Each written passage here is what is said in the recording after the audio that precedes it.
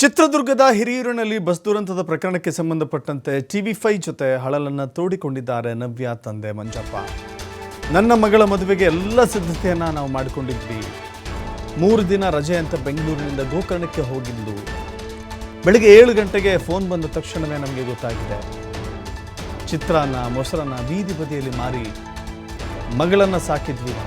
ಇದ್ದ ಒಬ್ಬ ಮಗಳನ್ನು ಕೂಡ ಕಳೆದುಕೊಂಡು ಬಿಟ್ವಿ ಅಂತ ಹೇಳಿ ಭಾವುಕರಾಗಿದ್ದಾರೆ. ಕಣ್ಣೀರು ಹಾಕಿದ್ದಾರೆ.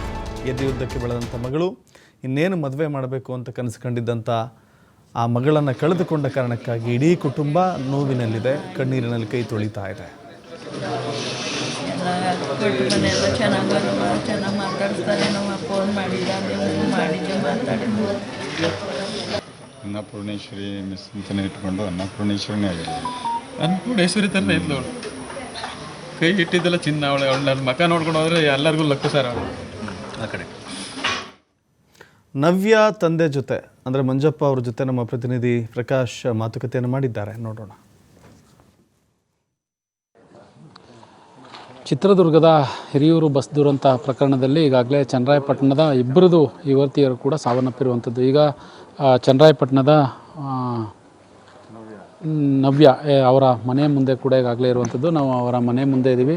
ಅನ್ನಪೂರ್ಣೇಶ್ವರಿ ನಿಲಯ ಏನಿದೆ ಆ ನಿಲಯದ ಮನೆ ಮುಂಭಾಗ ಈಗಾಗಲೇ ನೀರವ ಮೌನ ಮನೆ ಮಾಡಿದೆ. ಎಲ್ಲರೂ ಕೂಡ ಸ್ಥಳೀಯರು ಬಂದಿದ್ದಾರೆ. ಜೊತೆಗೆ ಖಾಸಗಿ ಕಂಪ್ನಿಯಲ್ಲಿ ಕೆಲಸವನ್ನು ಕೂಡ ಮಾಡ್ತಾಯಿದ್ರು. ನವ್ಯ ಮತ್ತು ಮಾನಸ ಇಬ್ಬರು ಒಂದೇ ಕಂಪ್ನಿಯಲ್ಲಿ ಕೆಲಸ ಮಾಡ್ತಾಯಿದ್ರು. ಒಂದೇ ಬಸ್ನಲ್ಲಿ ಪ್ರಯಾಣ ಮಾಡಬೇಕಾದ್ರೆ ದುರಂತದಲ್ಲಿ ಸಾವನ್ನಪ್ಪಿರುವಂಥದ್ದು. ಈಗ ನವ್ಯ ತಂದೆ ನಮ್ಮ ಜೊತೆಗೆ ಇದ್ದಾರೆ. ನವ್ಯ ತಂದೆಯವ್ರನ್ನ ಮಾತನಾಡ್ಸೋಣ. ಯಾಕಂದರೆ ಈಗಾಗಲೇ ಆಕೆಗೆ ಮದುವೆ ಕೂಡ ಫಿಕ್ಸ್ ಆಗಿತ್ತು ಅನ್ನುವ ಮಾತುಗಳು ಕೇಳಿ ಬರ್ತಾಯಿತ್ತು. ಜೊತೆಗೆ ಎಂಗೇಜ್ಮೆಂಟ್ ಆಗಿತ್ತು ಅನ್ನುವ ಮಾತುಗಳು ಕೇಳಿ ಬರ್ತಾಯಿತ್ತು.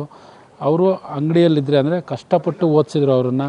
ಸಾಕಷ್ಟು ಅವರು ಒಂದು ಕ್ಯಾಂಟೀನ್ ಇಟ್ಟು, ಜೊತೆಗೆ ಅವರು ಅಂಗಡಿಯಲ್ಲಿದ್ದರೆ ಅವ್ರನ್ನ ನೋಡ್ತಾ ಅಂದರೆ ಅವ್ರು ಇದ್ದಂಥ ಸಂದರ್ಭದಲ್ಲಿ ಸಾಕಷ್ಟು ವ್ಯಾಪಾರ ಆಗ್ತಾಯಿತ್ತು. ಅಂದರೆ ಅದನ್ನೆಲ್ಲ ಹೇಳಿ ಅವರ ತಂದೆ ಕಣ್ಣೀರು ಹಾಕ್ತಾಯಿದ್ರು. ನಮ್ಮ ಜೊತೆಗಿದ್ದಾರೆ. ಸರ್ ಮಾತನಾಡ್ಸೋಕ್ಕೆ ಆಗ್ತಾಯಿಲ್ಲ, ಏನು ಹೇಳ್ತಾರೆ ಸರ್ ಮಗಳ ಬಗ್ಗೆ? ಏನು ಹೇಳಬಾರ್ದು ಸರ್.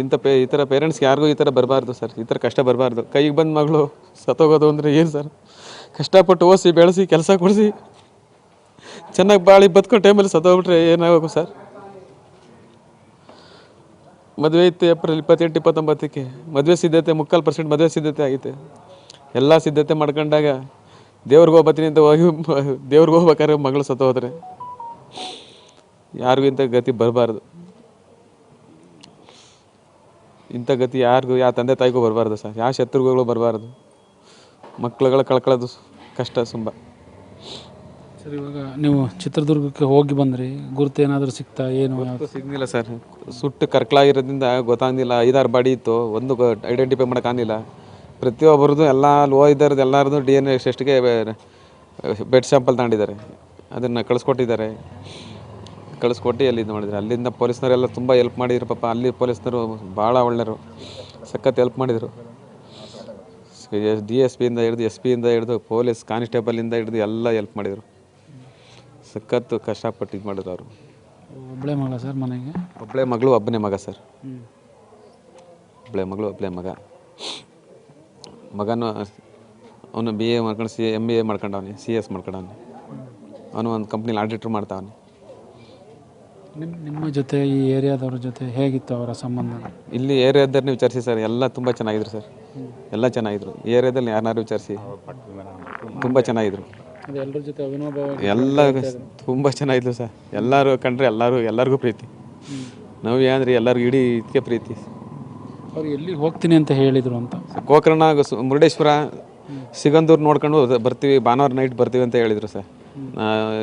ರಜಾ ಇರೋದು, ಕಂಪ್ನಿ ರಜಾ ಇರೋದ್ರಿಂದ ಇದೊಂದು ಸಲ ನಮ್ಮ ಮದುವೆ ಆದಮೇಲೆ ಎಲ್ಲೂ ಹೊರಗಡೆ ಹೋಗೋಕ್ಕಾಗಲ್ಲ, ಈ ಸಲ ಹೋಗ್ಬಿಟ್ಟು ಬಂದುಬಿಡ್ತೀನಿ ಅಂತ ಹೊರಟ್ರು ಸರ್. ಹೋಗಿ ಬರಲಿ ಒಳ್ಳೇದಾಗಲಿ ಅಂತಂದು 8:40, 8:25 ಗಂಟೆ ಫೋನ್ ಮಾಡಿದ್ರು. 8:45 ಗಂಟೆಲ್ಲ ಫೋನಲ್ಲಿ ಮಾತಾಡಿದ್ದು. ಬೆಳಿಗ್ಗೆ ಫೋನ್ ಮಾಡಿದ್ರೆ ಸ್ವಿಚ್ ಆಫ್ ಬಂದ್ಬಿಡ್ತು. ಅವಳ ಫ್ರೆಂಡು ಫೋನ್ ಮಾಡಿದ್ದು, ಹಿಂಗೆ ಆಕ್ಸಿಡೆಂಟ್ ಆದಿ ಅಂತ. ಆಕ್ಸಿಡೆಂಟ್ ಆದಕ್ಕೆ ನಾವು ಪಟ್ಟಂತ ಫೋನ್ ಮಾಡ್ದೋ, ಫೋನ್ ಸ್ವಿಚ್ ಆಫ್ ಬತ್ತು. ನಾವು ಒಂದು ಕಾರ್ ಮಾಡ್ಕೊಂಡು ಹೋದೋ ಅಲ್ಲಿಗೆ. ಅಲ್ಲಿ ಹೋದರೆ ಹಿರೂರಿಗೆ ಹೋದೋ, ಹಿರೂರಲ್ಲೆಲ್ಲ ಚೆಕ್ ಮಾಡ್ದೋ. ಹಿರೂರು ಚೆಕ್ ಮಾಡ್ಕೊಂಡು ಚಿತ್ರದುರ್ಗದಲ್ಲಿ ಐತೆ ಅಂತ ಚಿತ್ರದುರ್ಗಕ್ಕೆ ಹೋದೋ. ಚಿತ್ರದುರ್ಗದಲ್ಲಿ ಐಡೆಂಟಿಫೈ ಮಾಡೋಕ್ಕಾಗಿಲ್ಲ ಬಾಡಿನ. ಸತ್ತೋಗಿದಂತೂ ಸತ್ಯ. ಸುಟ್ಟು ಕರ್ಕಲಾಗೋಯ್ತು. ಕೊನೆಯದಾಗಿ ಯಾವಾಗ ಬಂದಿದ್ರು ಅವ್ರ ಮನೆಗೆ, ನಿಮ್ಮ ಮನೆಗೆ? ಸರ್ ಶನಿವಾರ ಭಾನುವಾರ ಮನೆಗೆ ಬಂದ್ಬಿಡೋರು ಸರ್. ಪ್ರತಿ ಶನಿವಾರ ಭಾನುವಾರ ರಜೆ ಅವ್ರಿಗೆ. ಪ್ರತಿ ವಾರ ಶನಿವಾರ ಬರೋರು. ನಾನು ಸೋಮವಾರ ಬೆಳಗ್ಗೆನೇ 4 ಗಂಟೆ ರಾತ್ರಿಗೆ ಬಸ್ ಹಸ್ತಿದ್ದೆ, ಗೌರ್ಮೆಂಟ್ ಬಸ್ಸಾಗ ಕರ್ಕೊಂಡು ನಾನೇ ಬಸ್ ಸ್ಟ್ಯಾಂಡಿಗೆ ಬಸ್ ಹಸ್ಬರಿ ಪ್ರತಿ ಸೋಮವಾರ. ಇದಿಷ್ಟು ನವ್ಯ ಅವರ ತಂದೆ ಹೇಳುವಂಥ ಮಾತು. ಈಗಾಗಲೇ ಮಗಳನ್ನು ಕಳೆದುಕೊಂಡು ನೋವಲ್ಲಿದ್ದೀವಿ, ನಾವೇನು ಹೇಳಲಿಕ್ಕೆ ಆಗ್ತಾಯಿಲ್ಲ ಅನ್ನುವ ಮಾತುಗಳನ್ನ ಹಂಚಿಕೊಂಡಿರುವಂಥದ್ದು. ಕ್ಯಾಮ್ರಾ ಪರ್ಸನ್ ಕಿಶೋರ್ ಜೊತೆ ಪ್ರಕಾಶ್, TV5 ಹಾಸನ.